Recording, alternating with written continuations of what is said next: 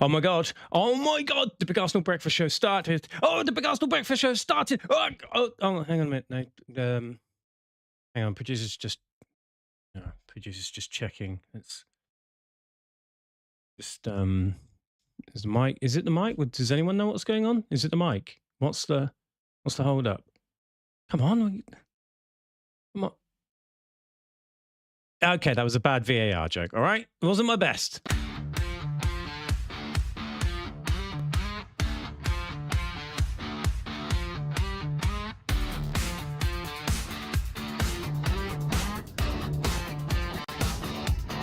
Good morning, good morning, good morning, good morning, good morning, good morning, good morning, good morning, good morning, good morning, Arsenal first. How are we all this morning? I hope we're well. I hope we're happy. I hope we're nearly past this completely pointless international break, but thank you for joining us. It is, of course, another Big Arsenal Breakfast Show. It is 7 a.m. It is Tuesday, the 31st of March. It's nearly April.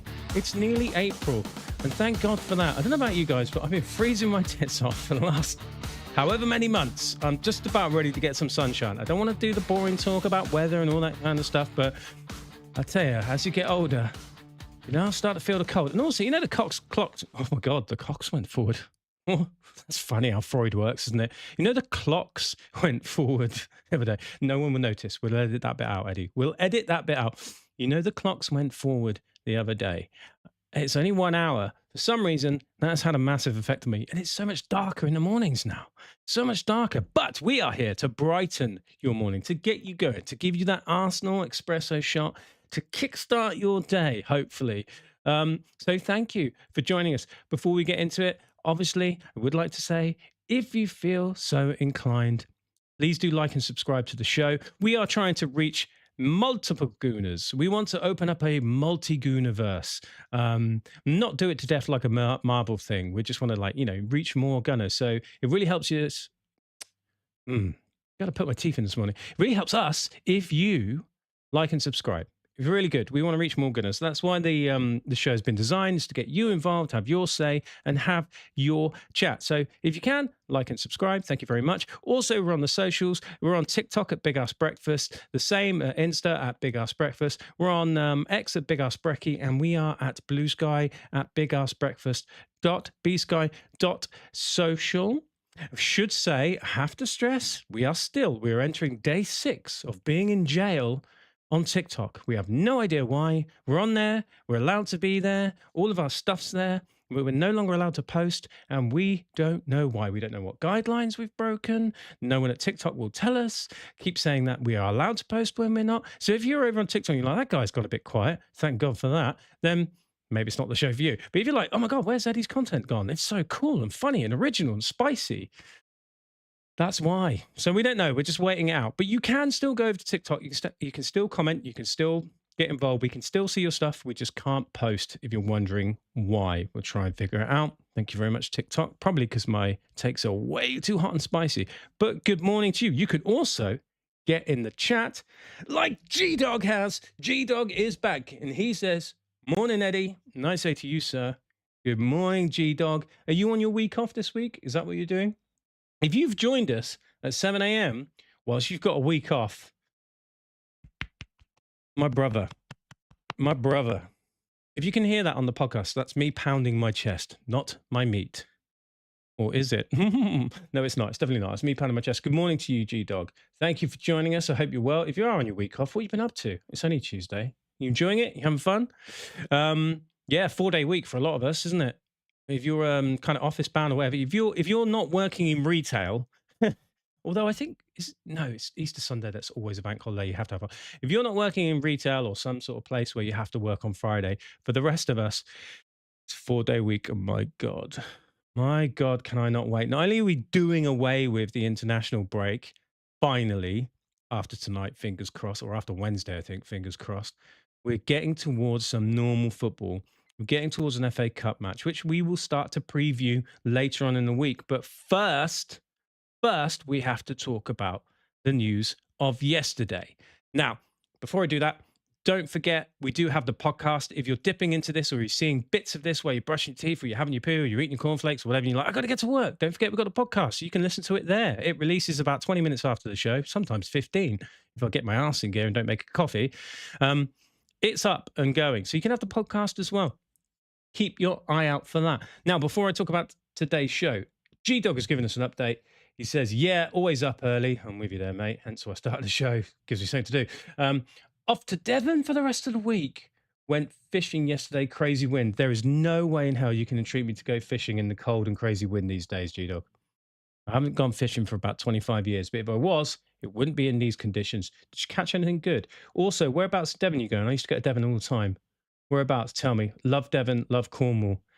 Honestly, it's absolutely beautiful down there. Let us know where you went. Yeah, cheers, man. Right. With today's show, we'll wait for G-Dog's update, his travel plans. Today's show, we got injury updates. We got Tuchel talking about Saka and Rice, but mostly, have Pgmol gone to VAR? That was the question we posited to you yesterday. That was the question that really everyone was getting asked yesterday. So we put it out to the Arsenal fans to ask specifically, is it bothering you? Is VAR bothering you? We're going to talk about that. There's also little bits and tidbits of news here and there. Should we mention Tottenham? Dare I? Are they getting their shit together? They finally sacked Tudor, a little bit late. De Zerbi's in talks. If he hasn't been confirmed already, I wouldn't be surprised if that happened overnight. I haven't even checked.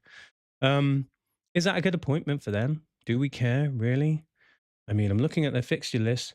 Is he the right guy? I mean, he winds people up. He always ends up causing trouble.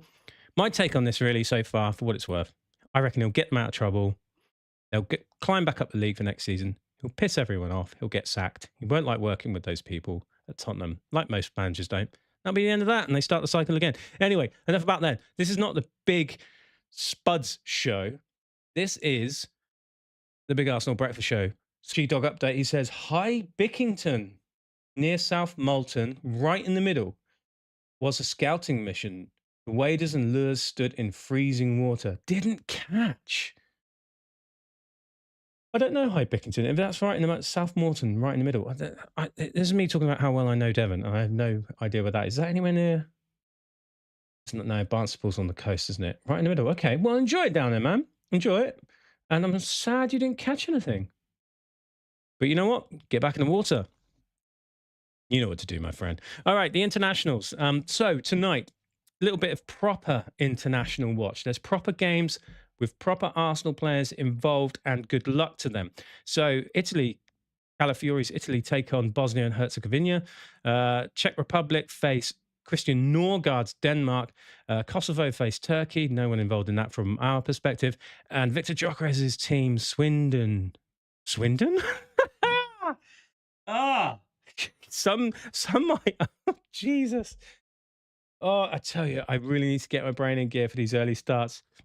Victor Gyökeres's team, Swindon. That's right, Swindon. Sweden face Poland in what is probably the tie of the round. There will be Arsenal fans that would argue that Victor Gyökeres should be playing for Swindon, but there we go. Oh, fucking hell, hey. What a start. What a start.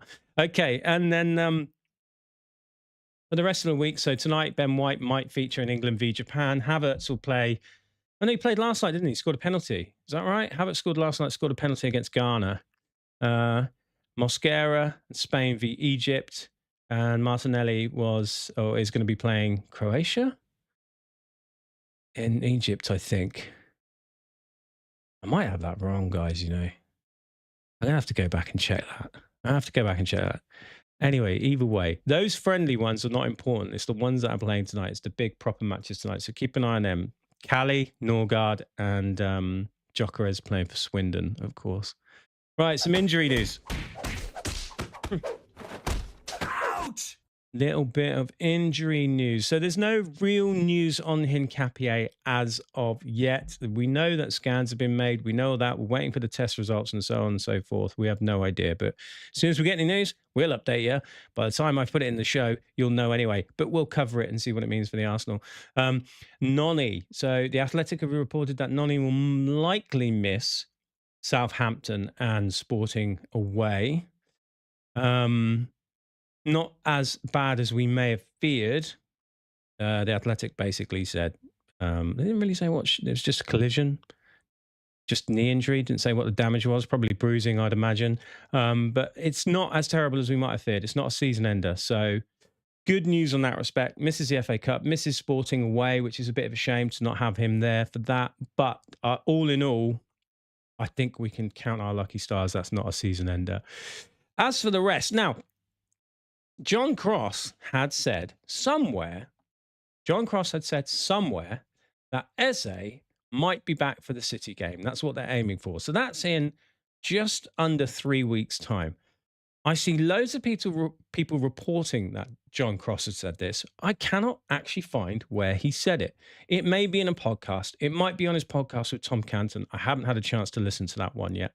So I can't find that anywhere, but loads of people were reporting that John Cross said that Eze could be back for City. I think that's optimistic. If it's a calf tear, I said this yesterday, they take up to 6 weeks if it's a minor one to heal. So I would be surprised if he's back for City. I would be really, really surprised if he's back to City. So I don't really know. We'll keep an eye on that one. As for the rest of the gang, obviously Marino's out. Long term, everyone else seems to be knocks and bits and pieces that I would not be surprised if all of those players, bar Nani, who came back from international duty already, touch wood, are available for Southampton. If not, then certainly Bournemouth. Now, the news of the day. I've chosen the Sky Sports tweet here because it's got some stats in it. But the news of the day was that the Football Supporters Association had done a poll on VAR, right? They did a poll on VAR. And unsurprisingly, everyone hates it. The Football Supporters Association VAR poll said that does VAR make football more enjoyable? 97% disagree. Do you support the use of VAR? 76% disagree. And decisions reached in a reasonable time. Are decisions reached in a reasonable time? 3% said yes. Right. Further to that, I found a few more stats that came out of that survey. 75.7% of fans said they do not support the use of it continually. 91.7% felt it completely ruined the spontaneous joy of celebrating a goal. 91.7% said that it ruined the celebration of a goal. That begs the question, who are these 8.3% that said it's fine? Who are you guys? Who are you guys? Are you the guys that like queuing at the post office? Is that who you are? Because I don't know anyone that doesn't think that it's completely ruined celebrating a goal. The 8.3%, what have you got? Stockholm Syndrome. Oh my goodness. 90% of match-going fans believe it has the overall stadium experience worse. It's made the overall stadium experience worse. And the FSA have basically said they're going to take those figures directly to the Premier League and the PGMOL, right? So the referee's official body, the referee's body. Now, the Premier League, oh, Jesus, they've come back. They've said, they've argued that that VAR delivers more correct match outcomes. They noted that it accounts for around 100 correct overturns per season, preventing missed or wrongly awarded goals, penalties, and red cards. They say, I don't know where they get this from, less disruptive than Europe. They argued that the Premier League maintains a high threshold for VAR intervention to let the on-field referee's decision stand. Bullshit! Because of this, they claim it actually is less intrusive than in competitions like the UEFA Champions League, where interventions occur almost twice as often. I don't see any stats for that. And I don't know about you guys. Anyone with fucking eyes that watches the Champions League, it is nowhere near as bad as ours. Nowhere near. I don't follow a massive amount of European football. I'm not a hipster. No offense, hipsters.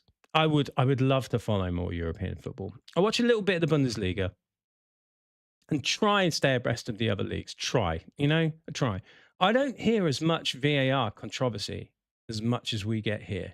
Not just from not being in those countries. You just don't see it as much. I don't know where the Premier League got that from. They've also disagreed with the FSA's data. In a classic case of dueling data, the Premier League countered by saying that their own internal research indicates fans are actually largely in favour of keeping VAR. Let me read that again. The Premier League countered by saying that their own internal research indicates fans are actually largely in favour of keeping VAR. No, FSA, you've got this wrong. The prisoners love their beatings. Anyway, so they said they'll provide a way to continually improve it. Look, I think you'll find with the Premier League, if if you mark your own homework, you'd expect great results.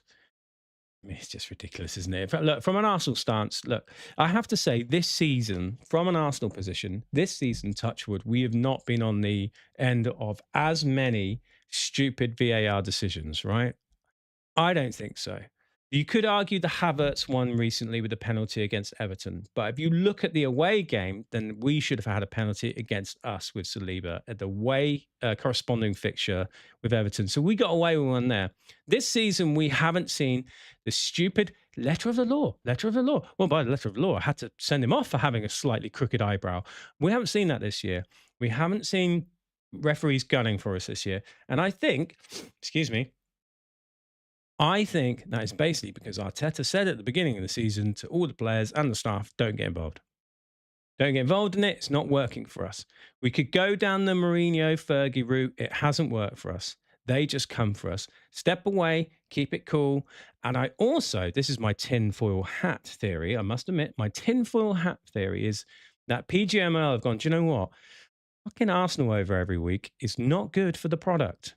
It is not good for us to have a Premier League title wrapped up in March, right? We don't want to become Liga 1 or the Bundesliga. So I think there's been a change of attitude towards Arsenal. I think actually, touch wood, dare I say it, we're reffed a little bit more normally this season than we were last season when we're having players sent off for second yellows for kicking the ball away when never other team did. Silly red cards. Just any excuse to just fucking go at Arsenal was the thing last year. This year, touchwood, it hasn't been the same. Melitensis!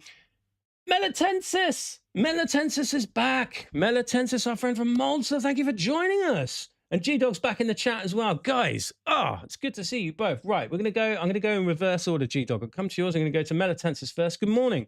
I don't think it's the VAR per se, the problem. But the people managing it in England, sorry to say that since I'm not English. No, my friend, Melitensis, no. You don't need to apologise for that. We know in England we've got the worst referees. We know that. And you've definitely cottoned on to a point. The issue that we have here in the UK is that it's the same circle of friends on the pitch and behind the booth. Even Mike Dean, former Premier League referee, famously said once that he didn't send one of his colleagues to the screen to send off, I think it was Cucurella, or someone fouled Cucurella. There's a famous instance, I'll dig it out, not now, where Mike Dean, in an interview, said, I didn't send my mate to the ref to the screen because I didn't want him to get into loads of trouble with the fans. I mean, they just opened up that can of worms. They protect each other. They look out for each other. I mean, what was it? The Darren England and Michael Oliver thing last year. You remember when Miles Lewis-Skelly got sent off and he didn't even get sent to the screen, even though it was a clear and obvious error by the referee. It got backed up, and then it went to tribunal. Then it got overturned. And then the KMI, the Key Match Indicators panel, said, why did you send him off? And they stuck with it, and they tried to talk themselves out of it. When Howard Webb goes on his Pravda show, which he's not been doing as much this season, when he goes on and goes, well, actually, what you'll find there is, despite the exact same incident last week, this is slightly different because the wind was going in a different direction. Melitensis, you are absolutely correct. The problem is with the referees. It 100% is with the referees, right? PGMOL, there should be an independent body in the booth compared to what there is on the pitch because they're mates. That is the problem. However, what I would say to you, Melitensis, is I still think if they sorted out that problem, I still think it would still ruin the game a little bit. But I would like to know suggestions. I think we'd have to keep offsides, right? We'd have to keep those semi-automated offsides, take that out of the hands of the referee. I think everything else, even the penalty decisions, the handballs, all of that stuff, I think if VAR don't get it right, They never get it right. All we've done is we've gone from the on-field decision for all of us sat again. Oh, I think that's a pen. I don't know if that's a pen. That might be a pen. Is that a pen? You've seen them given, and we've switched that into the booth. So we've got another layer of people going, I think that's a pen. Is that a pen? I'm not sure if that's a pen. It's too subjective. It's not the same as cricket. Did it hit the bat or didn't it? Did it clip the bat or didn't it? In rugby, did it cross the line or did it not? Football is just too hard to govern in that way. It's too many subjective views. I think I'm surprised I'm saying this because I was an advocate of VAR. I think we have to get rid. Is the ball over the line or not in all areas? Corners, free kicks, whatever, throw-ins. And I think that's it. And violent conduct off the ball. Violent conduct should be looked at. The famous instance when Bruno Guimaraes shouldered Jorginho in the face was a clear red card and they didn't send him off and didn't even look at it. Oh, Melatensis, you got me going. You got me going. G-Dog, have you had anything to say about VAR? No, he hasn't. He's gone silent on VAR. He's undecided, I think. Maybe he works for VAR. No, I'm joking, G-Dog. I wouldn't ever slander you with such terrible, terrible words. So, we conducted our own poll specifically for Arsenal fans. We said, what do you think of VAR? How are you feeling on VAR? Arsenal fans, option 1 was bin it, awful, ruining the game. Option 2 was keep it, it might come in handy. And it was a resounding 100% said bin it. 100%. Now, I should stress, I don't think that poll reached that many Arsenal fans. I think the numbers were low, but 100% said bin it. That's what we've got. That's the data. Those are facts. So yeah, get rid of it. I think the overwhelming thing, I mean, that does correlate with the FSA survey, doesn't it? Get rid of it. Let's get rid of it. Now then, time for your big ass opinions.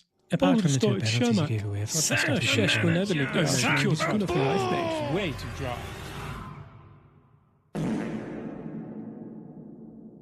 Yes. Oh dear, that's a slide from last week. That's a slide from last week. That's a feature on the show, the 180 Crew, if you don't know. The 180 Crew is where we highlight people that have said something on one text and then the very next week or within months, they've completely contradicted themselves. We've done a couple of these already. Watch out for the 180 Crew. That'll be coming up in due course. For the meantime, G-Dog has jumped back in the chat about VAR. He said, haha, I dislike the mafia of referees. In it, mate. It is. I'm going to make you a deal that you can't. And that's not. What is the phrase? I'm going to make you an offer you can't refuse. I'm not going to do that. I sound like Grandpa Simpson. Haha, says G-Dog. I dislike the mafia of referees. I think VAR is good and bad, more bad than good. Even without it, there would be the same stupid decisions and looking after their mates. And that's the problem, mate. It's so true. That is the problem. They look out for their own. I mean, it's a very human thing to do, isn't it? When you're loads of referees and you get shit every week. But what I would really like to see, to Melatensis's point, this is what I would like to see. Stop picking referees from the same location in the same place of England and broaden it out. The Premier League is the biggest league in the world. It has a lot of money. Go and get the best referees from around the world. Get the absolute cream of the crop. Pay them well. Don't just pay them, London waiting wages. Go and get the best referees in the world, get them to the Premier League and make sure they don't all ref the same teams all the time so they don't develop levels of relationship problems or complacency or history. That's the way to do it.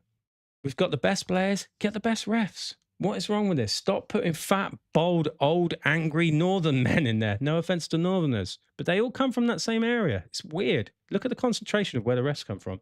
So I'm with Melatensis on this point. It is a problem with English referees.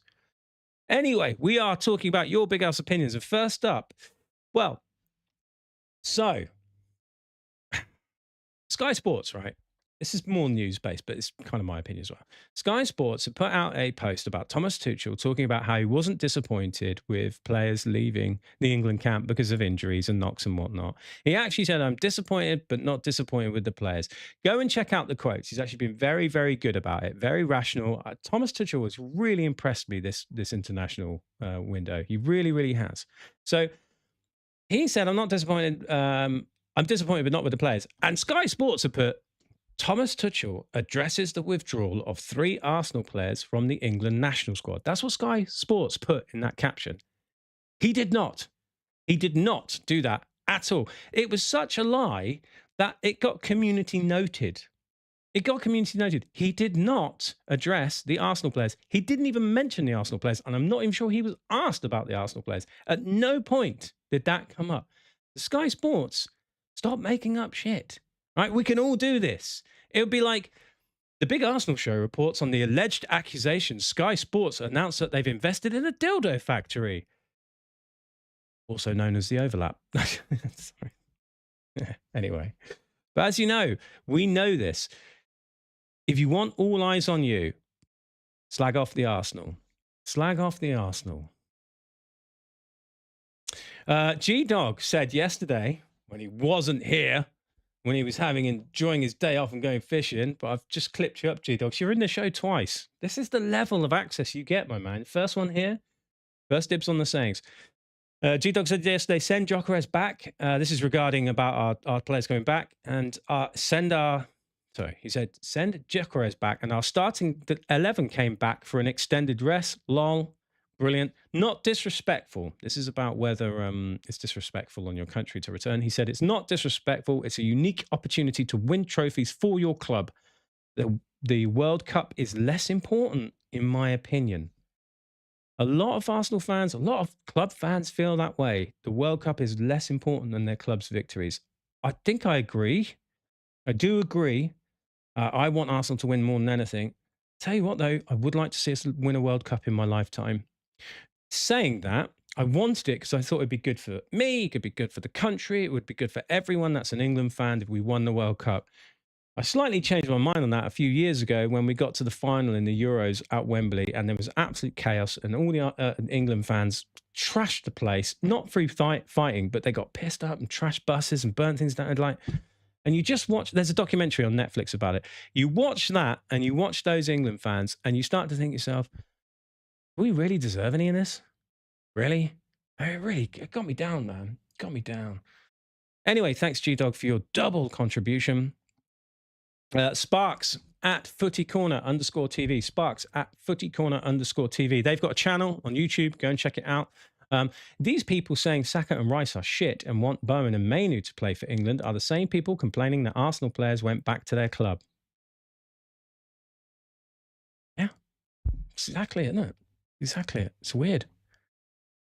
49 Unbeaten got in contact with us on Instagram. He said, it's not disrespectful. It's called prioritizing. These are friendly games where players are getting injured unnecessarily. It's not only Arsenal players either, but Arsenal got shit to win. The world isn't here yet. I think he means the World Cup isn't here yet. Or the world isn't here yet. And it's kind of sort of philosophical take on, I don't know, community, society, how we get along. The world isn't here yet. We're not ready for this kind of stuff. But it's a great point. And no, I'm in the same agreement. I don't think it's disrespectful at all. Have I got another slide here? Yeah. Otter.66899098. Thanks, Otter. Talking about the international duty thing, said, decades of failure has tainted our national side. It does not hold the same kudos as it used to. Why? We never win it. We never win it. Doesn't hold the same kudos. It's also the emergence of the Champions League. Let's face it, that Champions League is so attractive now, isn't it? When you've got those players in Europe, at least, you've got that, and all the best players of the world end up coming to Europe anyway. So you've got those best players, and it's just such an exciting thing, isn't it? Let's be honest. I love the World Cup. I love the Euros. I love all the internationals. When those tournaments come around, I do get up for them, but it's difficult to compete with that. It's too darn sexy. And then lastly, our instant karma take of the day. Instant karma take of the day. Yeah, the instant karma take of the day. I thought this was quite funny. GK Coach at GK Coach 3 said, apparently Win the dog has been recalled from his walk and is having a lay down in front of the fire at London Colney purely as a precaution. Aww. Yeah, Win the dog. Hey, if you like me, I'm a massive animal lover. I found that moderately fun. No, I found that really funny. Well done, GK Coach. That's good stuff. Yeah, Win the dog taking a much-earned rest. Now, though, Win the Dog laying down in front of the fire. Are all of Win the Dog's rivals sat there going, fucking Win the Dog ain't injured? I was out chasing a frisbee with him yesterday. Ugh. Anyway, that wraps it up for today. Thank you, G-Dog, for joining us. Thank you, Melatensis, for joining us. It's really, really, really appreciated. We love you being in the chat. Come and join us every morning if you can. 7 a.m. weekdays, and on weekends we are 9 a.m. every day. So Saturday and Sunday, 9 a.m. Weekdays, Monday to Friday, 7 a.m. We'll be here every day bringing you the news, reviews, the occasional booze, hopefully not the booze. We've also got the podcast. The podcast will go live. If you miss some of this, come and join us later on the podcast. That'll be in your ears in about 20 minutes' time. Keep getting in the comments. Keep getting in the socials, which are down here. Like and subscribe if you can be bothered. It helps us. It helps us reach more gooners. And we appreciate you. I want to say thank you to Melatensis. Thank you for G-Dog as ever. Really appreciate it. Go and attack Tuesday. Let's get towards this bank holiday weekend. Get your arse in gear. Thank you.